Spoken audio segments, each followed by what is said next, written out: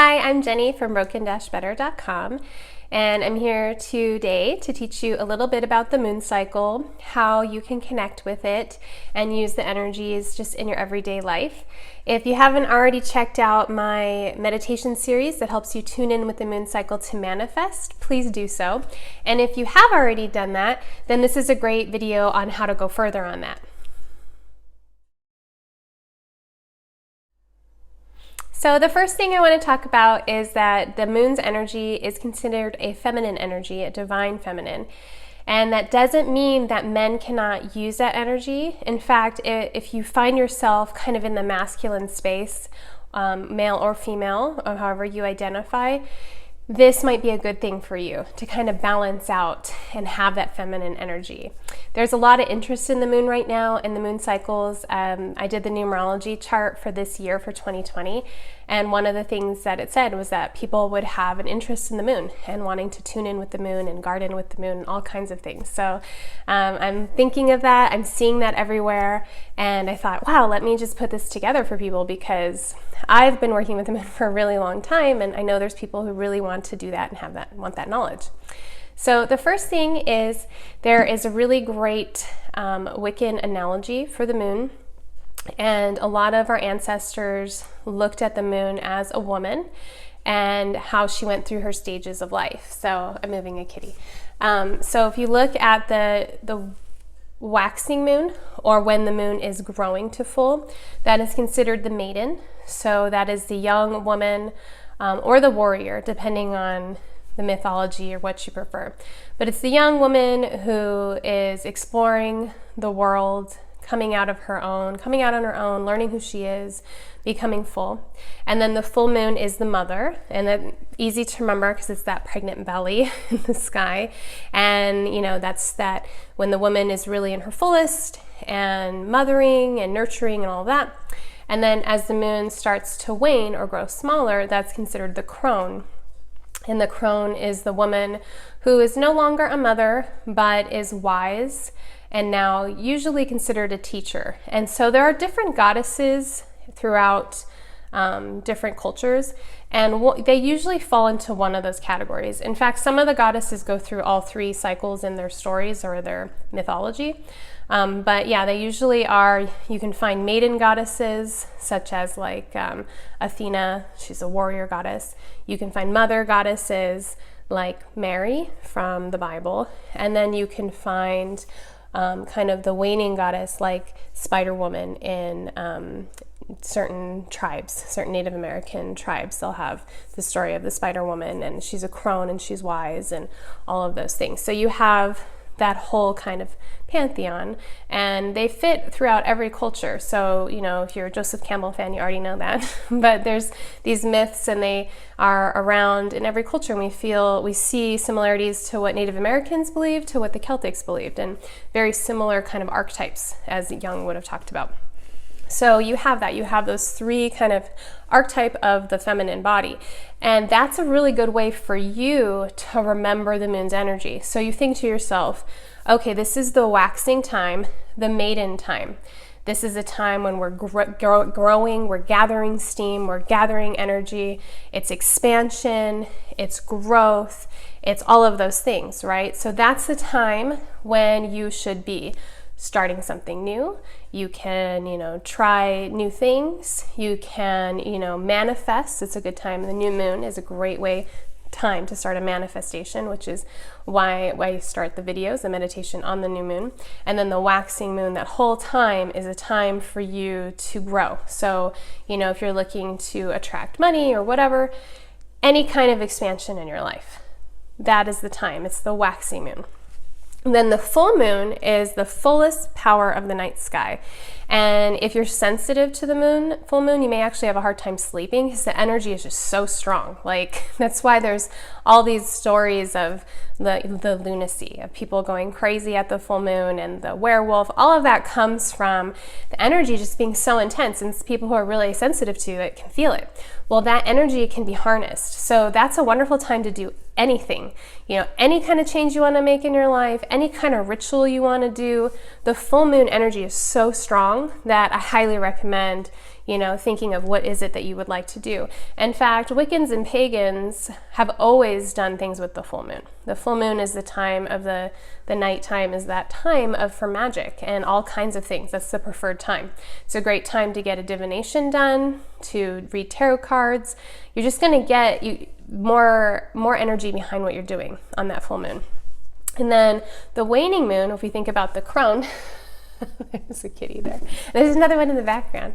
If the waning moon, if you think about the crone, it's a time for, we don't want to say dying. So it's not the right term, because, when we age and as we get past and we're older, we're wiser and we're closer to the spirit realm and we're really feeling those things. So it's the opposite of expansion, it's contraction. And so this is the time to let go of things, to clean things, to, maybe even do a cleanse for your body. That's that time. Anytime you want to get rid of something, if there's someone or something in your life that's holding you back, the waning moon is the time to do some kind of spell, ritual, prayer, whatever you like to do to get rid of that, to let that energy go. It's a time to clean house. And this is something you can do every month. So with the moon cycle, if you really let yourself tune into it, you can really kind of start to see patterns of your energy and things like that. And so how to tune into it, there's a couple ways. So one is, if it's possible, you get out every night and you look at the sky just for one full month. Just get out there, start at the new moon, see the blackness in the sky, and then watch the moon grow for a full moon cycle. And just concentrate on basically just seeing it.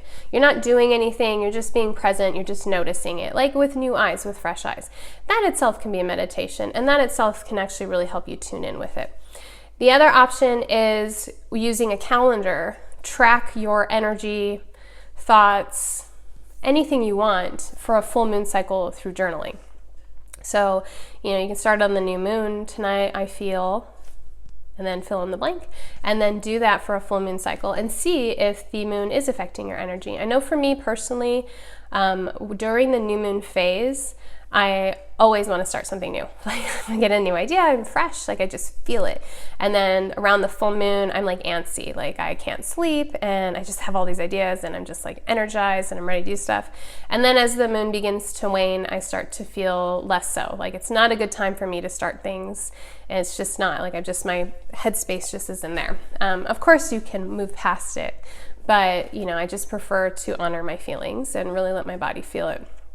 So those are some ways to kind of tune in with the moon. Other things you can do is actually get a moon stone. It's not a stone from the moon. It's a crystal that is a moonstone. It's kind of milky colored, and they're different colors.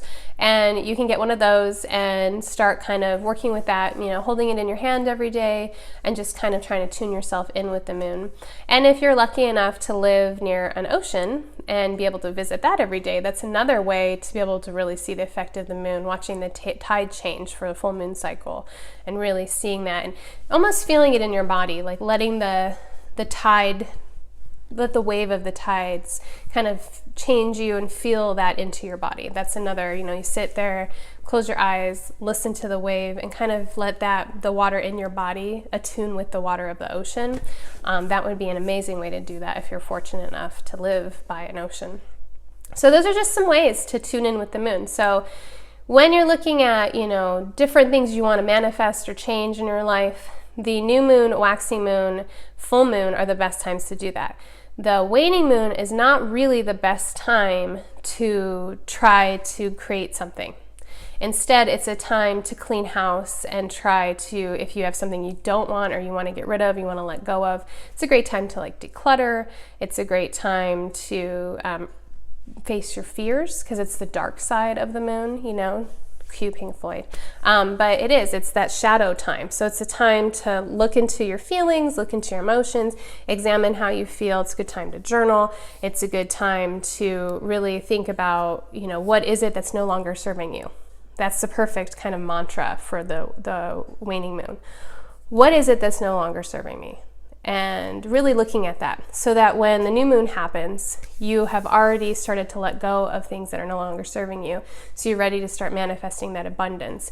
And then it just continues in that cycle. And it's actually really cool. I've been working with the moon cycle since I was about 14. I read a Scott Cunningham book, which I highly recommend.